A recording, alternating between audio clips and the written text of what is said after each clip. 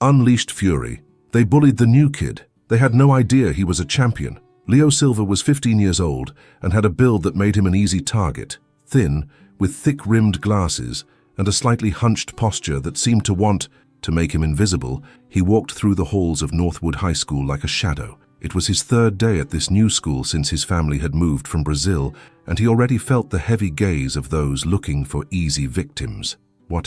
No one at Northwood knew was that Leo had been a youth kickboxing champion in his country. For 5 consecutive years, he had dominated the national tournaments in his category. However, a shoulder injury had forced him to take a break just before the move. His father, a strict man who valued education above all else, had made him promise to keep a low profile at the new school and focus exclusively on his studies. No fighting, no trouble, he had warned him, or you can forget about competing again. From the first day, 3 students had set their sights on him. The leader was Brandon Miller, a stocky 17-year-old with a fearsome reputation. His black hair was always perfectly slicked back, and he wore a silver chain he displayed like a trophy. His 2 inseparable followers were Kyle, a tall, lanky kid with a perpetual malicious grin on his face, and Mikey, short but muscular, who seemed to compensate for his height with constant aggression. Northwood High School was a 3-story building with faded yellow walls and graffiti in the bathrooms that the administration never quite managed to eliminate. It had a reputation for being a good school academically, but it was also known for its teachers' laxity regarding certain behaviors. Mr. Harrison, the math teacher, was especially famous for not seeing what was happening in the back rows of his class, while Ms. Davies often disappeared for long minutes from the cafeteria when she was on duty. It was precisely in the cafeteria where it all began. "Hey, new kid!" Brandon's voice boomed louder than necessary as Leo tried to find a place to sit with his tray. "Is it true everyone from your country is some kind of weirdo?" Leo clenched his jaw but kept walking, ignoring the laughter that erupted from several tables. "I'm talking to you, or are you deaf as well as foreign?" Brandon insisted, getting up to intercept him. "I just want to eat in peace," Leo replied, softly, trying to get around him. Brandon looked at his friends with a triumphant smile. "The new kid sounds like a wimp," he commented, provoking more laughter. With a quick movement, he slapped Leo's tray, spilling his lunch all over the floor. Leo felt the immediate urge to respond with a precise blow to the jaw, a move he had perfected over years of training. He could almost feel the satisfaction of the impact, the sound of Brandon's body hitting the floor, but he held back. "I can't fight. Dad expressly forbade it. If I get in trouble now, I'll never compete again." "Sorry," Leo mumbled, bending down to pick up the remains of his food as the entire cafeteria watched the scene. "Sorry?" Kyle scoffed. "This guy is pathetic." Leo picked up what he could and headed for the trash cans, aware of the stares and laughter behind him. A girl with curly hair sitting nearby seemed to look at him sympathetically, but quickly looked away when their eyes met. No one wanted to be the next target. Over the next 2 weeks, the harassment became a routine. In the halls, Brandon and his friends would accidentally shove him against the lockers. In gym class, they casually always threw balls too hard or directly at his face. In the bathrooms, where there was no supervision, they had thrown water on him and threatened to dunk his head in the toilet if he didn't give them his money. Leo endured stoically, repeating in his mind like a mantra, "Just a few more months, and I can compete again. Just a few more months." Every night in the small apartment he shared with his parents, he trained silently in his room, push-ups, sit-ups, stretches, and practicing movements without contact. He kept his body in shape, ready for when he could return to the ring. His parents, busy trying to settle into the new country, barely noticed his silence during dinners. His mother sometimes asked him how school was going, and he always answered with a brief "fine" that seemed to satisfy her. His father simply checked his grades weekly, nodding with approval upon seeing they remained excellent, oblivious to the daily hell his son was going through. Midway through the second month, the harassment escalated when Brandon discovered Leo's personal notebook, where he drew scenes from his competitions and wrote about how much he missed kickboxing. The notebook had been hidden in his backpack, but in a moment of carelessness during biology class, it fell to the floor. Well, what do we have here?" Brandon bent down faster than Leo and picked up the notebook. "The Brazilian kid has a diary like a little girl." "Give it back," Leo asked, feeling his heart race. Brandon began to theatrically flip through it in front of the class, while the teacher had momentarily stepped out. "So look at this, the skinny guy thinks he's a big fighter," he mocked, showing the drawings to Kyle and Mikey, who burst into laughter. "Please, give it back," Leo repeated, this time with a firmer tone. If you want it, come get it, Brandon challenged, holding the notebook high. Leo froze, debating internally. Every fiber of his body wanted to react, but the promise to his father weighed too heavily. Seeing his indecision, Brandon proceeded to tear several pages from the notebook, ripping them to pieces in front of him. "Look, I'm destroying your superhero dreams," he sneered. A girl, the same one with curly hair he had noticed in the cafeteria weeks ago, spoke from her seat. "That's enough, Brandon. Leave him alone." "Shut up, Chloe," Brandon snapped. "Unless you want to be next." The bell rang and the teacher returned, momentarily ending the situation. Leo picked up the remnants of his torn notebook, with hands trembling from contained fury. That night, while training in his room, he hit his pillow with more intensity than ever, imagining Brandon's face. "I can't keep doing this, but I also can't fight. There has to be another solution." He decided he would try talking to a teacher, although he knew the chances of them listening were slim.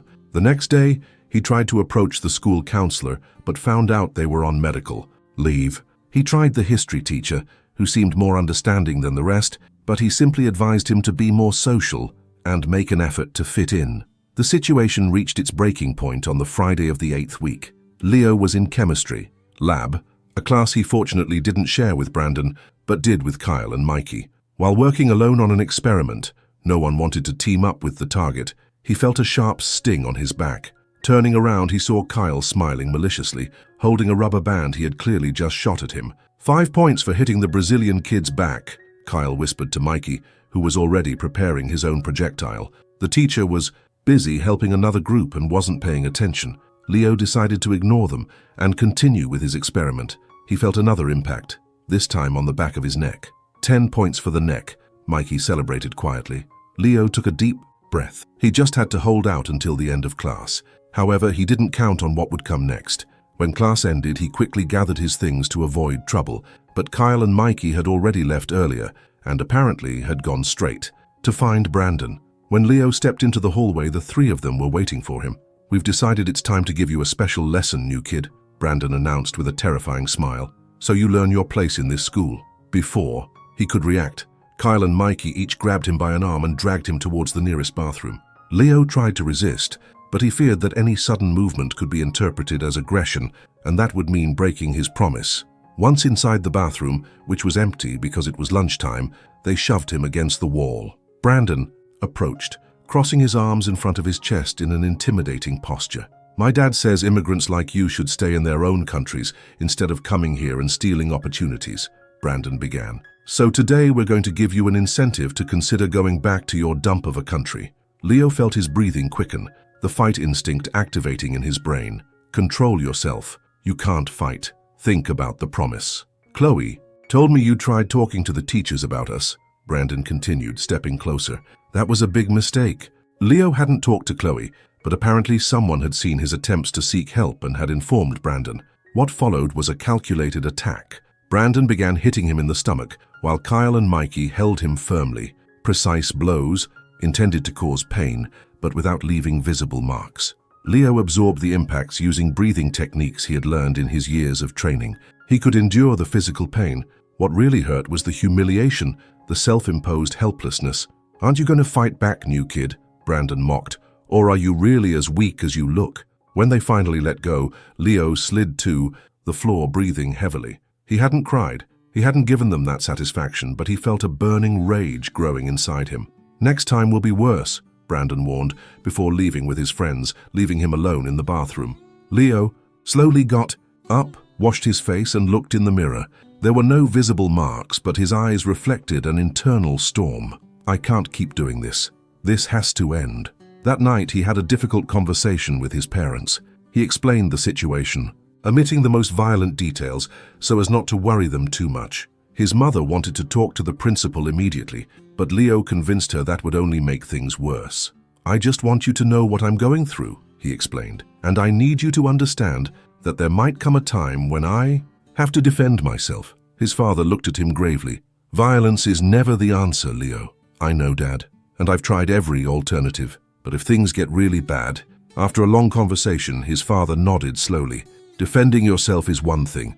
Looking for a fight is another. I trust you'll know the difference."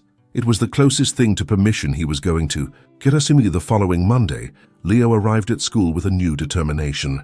He wouldn't seek confrontation, but he would no longer be passively intimidated. The first half of the day passed without incident, mainly because he didn't cross paths much with Brandon and his cronies. During the last period in history class, Leo noticed that Chloe, the girl with curly hair, was looking at him with some concern. When class ended, she approached him as he gathered his books. "Hey Leo, right?" she asked shyly. He nodded, surprised that someone was finally talking to him. "I wanted to tell you that, well, I'm sorry I didn't do more when Brandon was bothering you," she continued. "He's an idiot, but everyone's afraid of him. Don't worry about it," Leo replied. "It's not your responsibility. Anyway, be careful," Chloe warned.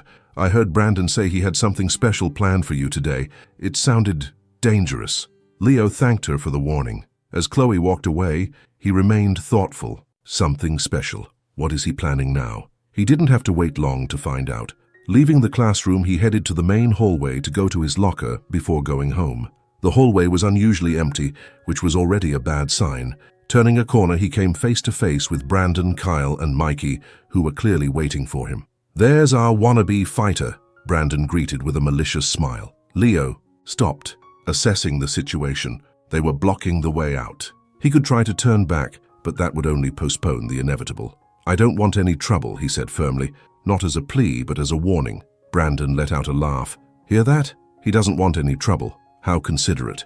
Leo noticed the hallway was still empty, but he heard distant voices indicating that some students were approaching. Maybe if he stalled for time.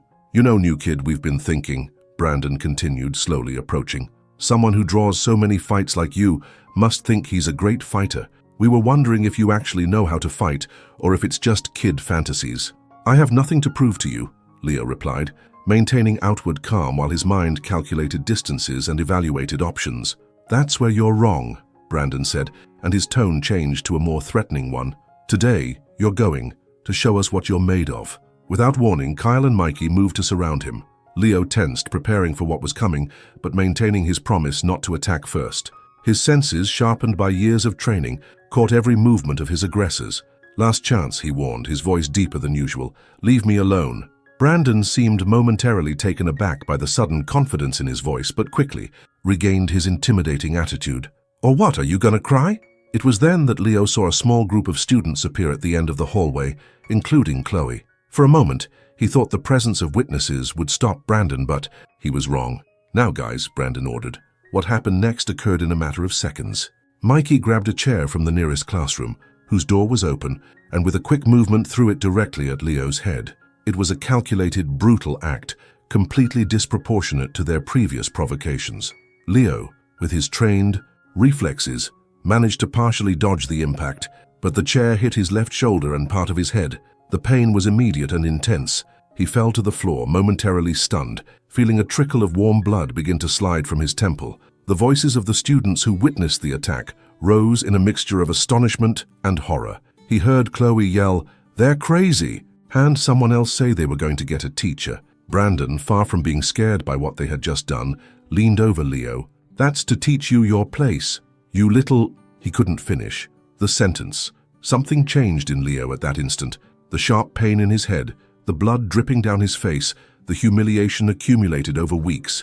Everything converged at a breaking point. It's over. This isn't self-defense anymore. It's survival. With a fluid movement that surprised everyone present, Leo rolled out of Brandon's reach, sprang up with feline agility, and adopted a combat stance that revealed years of training. "You made a mistake," he said simply, his calm voice contrasting with the intensity of his gaze. Brandon, momentarily bewildered, quickly regained his aggressive attitude. "What are you gonna do, new kid? Think you're tough now?" Leo's response was physical. With a speed no one expected from someone who had always seemed weak and submissive, he launched a perfectly executed sidekick that impacted Brandon's abdomen, sending him crashing against the lockers with a metallic clang that echoed through the hallway. The silence that followed was absolute. The watching students, Kyle and Mikey, even Chloe, everyone was paralyzed by the transformation of the kid they had considered an easy victim. Brandon, catching his breath, looked at Leo with a mixture of surprise and fury. "You're gonna pay for that," he yelled, lunging at him with fists raised. "What?" Followed was a display of skill that left everyone speechless. Leo dodged Brandon's clumsy attack with elegance, as if he were in an exhibition and not a real fight. Every movement was precise. economical, the result of countless hours of training. A hook to the liver made Brandon double over in pain. Before he could recover, a low kick impacted his knee, destabilizing him. Finally, a precise punch to the jaw sent him to the floor where he lay, stunned and humiliated. Kyle and Mikey, seeing their leader defeated, tried to intervene. Kyle lunged first, but Leo intercepted him with a circular movement, grabbed his arm and used his own momentum to slam him against the wall. Mikey, more cautious, tried to flank him, but a precise elbow to the solar plexus left him breathless, dropping to his knees. It was all over in less than a minute. Leo remained standing, breathing in a controlled manner, surrounded by his 3 defeated aggressors. "Next time you want to mess with someone," he said calmly, "make sure they're not a national kickboxing champion." The group of students who had witnessed the entire scene erupted in astonished murmurs. Chloe stepped forward towards Leo, concerned about the blood still flowing from his head wound. "You need to go to the nurse's office," she said, offering him a tissue. Leo nodded, beginning to feel the exhaustion after the adrenaline rush. "Thanks," he replied simply. 2 teachers came running down the hallway, alerted by a student. The situation was clear. 3 boys on the floor, a 4th bleeding, and a chair overturned. The consequences would be inevitable, but Leo had already made his decision. In the principal's office, Leo explained the entire situation from the beginning, omitting nothing. He spoke of weeks of harassment, the threats, the beatings in the bathroom, and finally the chair attack that had led him to defend himself. "I understand I'll have to face consequences for fighting," he said with resolve, "but I don't regret defending myself." To his surprise, several students who had witnessed the incident confirmed his version, including Chloe, who also revealed other episodes of bullying she had seen or heard about. The principal, a gray-haired man with a tired look, sighed deeply. "The zero-tolerance policy against violence is clear," he began, "but we also have a policy against bullying that has clearly failed in this case." In the end, Leo received a 3-day suspension, much less than he expected, while Brandon, Kyle, and Mikey were suspended for 2 weeks and put on probation, with the warning that any additional incident would result in immediate expulsion. When his parents arrived at the school, Leo had already been treated in the nurse's office. The wound on his head required 3 stitches, but fortunately it wasn't serious. His mother cried upon seeing the wound, while his father remained silent, his face tense. On the way home, his father finally spoke. "I'm not happy about what happened," he said in a serious tone. "But," he paused, "I understand why you did it. You defended yourself when there was no other option." Leo felt a weight lift from his shoulders. "Thanks, Dad. Next time," his father continued, "I hope you tell us the whole truth from the beginning. We're your family. We're here to help you." Leo nodded, feeling tears threatening to well up. They weren't tears of pain or fear, but of relief. For the first time since he had arrived in this new city, he felt that things might get better. 3 days later, when Leo returned to school, he noticed an immediate change. Students looked at him differently, not with pity or indifference, but with a new respect. Some even greeted him in the hallways, something that had never happened before. Chloe approached him during lunch. "Can I sit here?" she asked, pointing to the empty space across from him at the cafeteria table. "Sure," Leo replied, surprised but pleased. "The story of what happened has spread throughout the school," Chloe commented as she sat down. "You've gone from being the Brazilian kid to being the kickboxing champion who put Brandon in his place." Leo smiled slightly. "It wasn't exactly the way I wanted to introduce myself." "Well, I admit it was impressive," Chloe said with a small smile. "Though the best part was seeing Brandon's face when you got up after the chair hit you. I'd rather not have had to get to that point," Leo replied, unconsciously touching the small bandage that still covered his wound. "Violence doesn't solve problems." "No," Chloe agreed, "but sometimes you have to stand up for yourself and say enough." In the following weeks, Leo began to truly integrate into the school. Some students, curious about his kickboxing skills, asked him to teach them some basic moves. With the permission of the gym teacher, Leo started a small informal club after school. Brandon, Kyle, and Mikey returned to school after their suspension, but something had changed in them too. They avoided Leo and no longer bullied other students, at least not openly. One day, to Leo's surprise, Brandon approached him when he was alone in the library. "Hey," he said awkwardly, "I wanted to, apologize," Leo suggested, closing the book he was reading. Brandon nodded, clearly uncomfortable. "We went too far, especially with the chair thing. We shouldn't have done that." It wasn't exactly an eloquent apology, but Leo understood the effort it represented for someone like Brandon. "I accept your apology," Leo replied simply. Brandon seemed relieved. After a moment of silence, he added, "Is it true you were a national champion in Brazil?" "I was," Leo confirmed. "Before I moved." Brandon nodded as if processing the information. "That's impressive," he finally admitted before leaving. That afternoon, as he walked home with Chloe, who had become his friend, Leo reflected on how things had changed. "You know what's ironic?" he commented. "All this time, my dad made me promise not to fight, to focus on my studies. And in the end, it was precisely my ability to fight that allowed me to earn respect here." "It wasn't just your ability to fight," Chloe replied thoughtfully. "It was your ability to endure for so long without resorting to violence. Anyone else would have exploded much sooner." Leo considered her words. "Maybe you're right, although I wouldn't recommend my method to anyone." "Do you regret it?" Chloe asked. Leo paused for a moment, thinking about his answer. "I don't regret defending myself in the end, but I do regret not seeking help sooner, not trusting my parents from the beginning." Chloe nodded understandingly. "Strength isn't in being able to defeat others," Leo continued.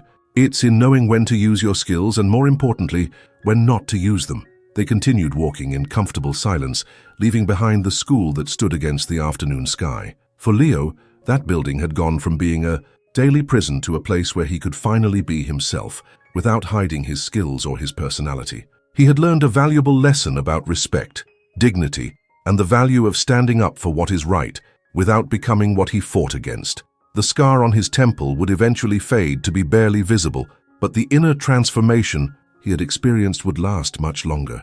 And as he walked under the afternoon sun, with the weight of weeks of anguish finally lifted from his shoulders, Leo knew he had found his place in this new world, not as a victim or an aggressor, but as someone who had learned to maintain the balance between strength and compassion.